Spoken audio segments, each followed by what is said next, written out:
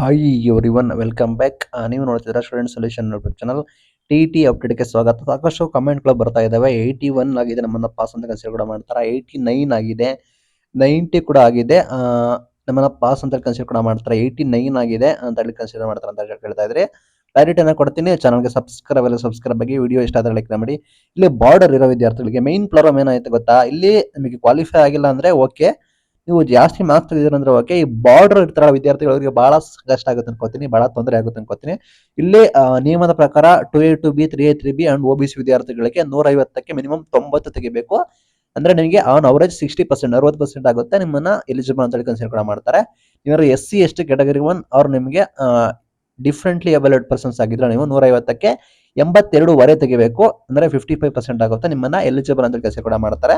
ಇದು ಬಂದ್ಬಿಟ್ಟು ಕ್ರೈಟೀರಿಯಾ ಆಯ್ತಾ. ಇಲ್ಲಿ 82.5, ಇಲ್ಲಿ ಕ್ರೈಟೀರಿಯಾ 82.5 82 ಇದೆ.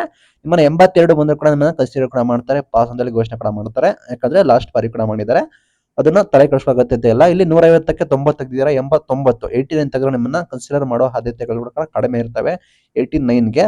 ಬಿಕಾಸ್ 89 ಸ್ವಲ್ಪ ಲಾಂಗ್ ಆಯಿತು, 82.5 ಅಂದ್ರೆ ನಿಮಗೆ ಸ್ವಲ್ಪ ಕಡಿಮೆ ಆಯಿತು, ಆ ನಿಟ್ಟಿನಲ್ಲಿ ಕನ್ಸಿಡರ್ ಕೂಡ ಮಾಡ್ತಾರೆ.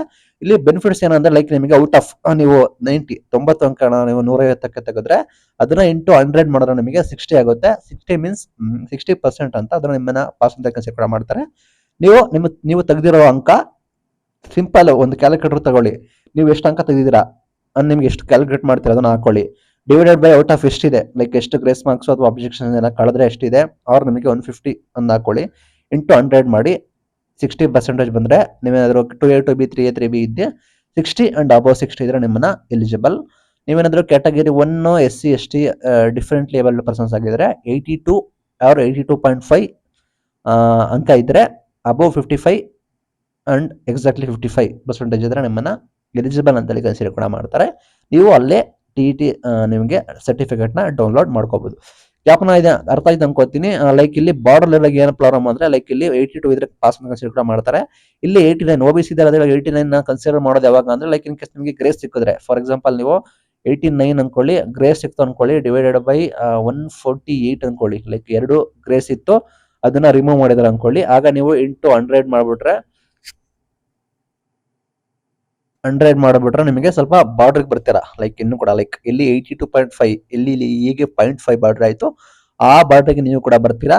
ಆಗ ನಿಮ್ಮನ್ನ ಎಲಿಜಿಬಲ್ ಅಂತ ಹೇಳಿ ಕನ್ಸಿಡರ್ ಮಾಡುವ ಸಾಧ್ಯತೆ ಕೂಡ ಇದೆ ಆಯ್ತಾ. ಅಂಡ್ ಮೈನ್ ಥಿಂಗ್ ಏನಾಗುತ್ತೆ, ಇಲ್ಲೂ ಕೂಡ ಅಷ್ಟೇ, ಇಲ್ಲಿ ಒಬ್ರಿಗೆ ಒಂಥರ ಇನ್ನೊಬ್ರಿಗೆ ಒಂಥರ ಆಗಲ್ಲ. ಇಲ್ಲೇನಾದ್ರೂ 2 ಅಬ್ಜೆಕ್ಷನ್ಸ್ ಗಳಿಸಿ ನಿಮ್ಗೆ 2 ಮಾರ್ಕ್ಸ್ ಏನಾದ್ರು ರಿಡ್ಯೂಸ್ ಆಗಿ ಔಟ್ ಆಫ್ 148 ಆದ್ರೆ ನಿಮ್ಗೂ ಕೂಡ 148 ಆಗೇ ಆಗುತ್ತೆ. SC ST ಕ್ಯಾಟಗರಿ ಅವರಿಗೆ ಅವ್ರೇನಾದ್ರು 82 ತೆಗೆದು ಅಥವಾ 81 ತೆಗೆದು ಕೂಡ ಇನ್ ಕೇಸ್ ಅವರು 148ಗೆ ಲೈಕ್ 148ಗೆ ಆದ್ರೆ ನಾನು ಒಂದು ಗೆಸ್ ಮಾಡ್ತೇನೆ ಅಷ್ಟೇ, ಇಂಟು ನೀವು 100 ಮಾಡಿದ್ರೆ ನಿಮ್ಮನ್ನು ಕೂಡ ಎಲಿಜಿಬಲ್ ಅಂತ ಕನ್ಸಿಡರ್ ಕೂಡ ಮಾಡೋ ಸಾಧ್ಯತೆ ಇದೆ. ಬಿಕಾಸ್ ಪರ್ಸೆಂಟೇಜ್ ಮ್ಯಾಟರ್ ಆಗುತ್ತೆ. 100ಕ್ಕೆ 60 ಆದ್ರೆ 150ಕ್ಕೆ 90, 100ಕ್ಕೆ 55 ಆದ್ರೆ 150ಕ್ಕೆ 82 ಈ ರೀತಿ ಕ್ರೈಟೀರಿಯಾ ಇರುತ್ತೆ ಆಯ್ತಾ. ಇದು ನಿಮ್ಮ ಕ್ರೈಟೀರಿಯಾ ಅನ್ಕೊಳ್ಳಿ, ಗ್ಯಾಪ್ ಆಗ್ತಾ ಅನ್ಕೋತೀನಿ.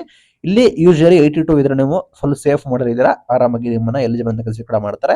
ಇಲ್ಲಿ 90 ಇರಬೇಕಾಗುತ್ತೆ ಮಿನಿಮಮ್ OBC ಅವರಿಗೆ. 89 ಇದ್ರೆ ಸಾಧ್ಯತೆಗಳು ಕೂಡ ಕಡಿಮೆ ಇದೆ.